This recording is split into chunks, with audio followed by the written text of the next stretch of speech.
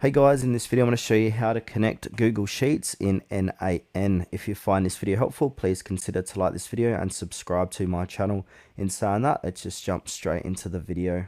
Okay, so why connect Google Sheets to N8N? So N8N is a visual workflow automation tool that connects apps and services without any coding. By connecting Google Sheets to N8N, you can automatically update sheets from submissions, sync data between apps, and also monitor changes and trigger actions.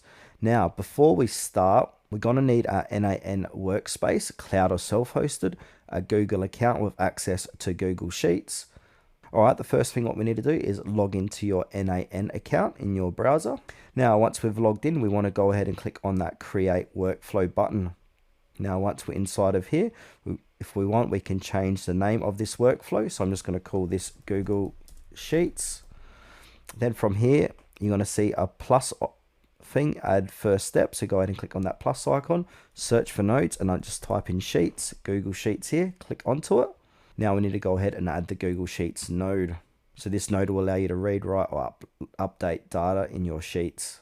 So now from here, just choose which action you would like to use. I'm just going to go ahead and click on Create Spreadsheet.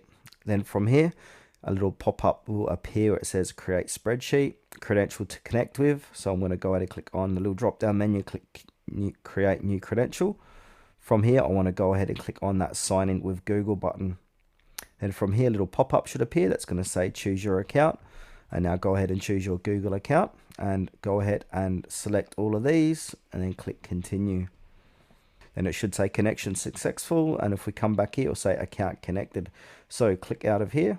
Now if we click out of here, we can go ahead and see we've successfully connected Google Sheets to N8N. If we go ahead and click on this little plus icon, we will say what happens next. So we can build autonomous agents, we can action in app, data transformation, we can go ahead and play around with all this different stuff.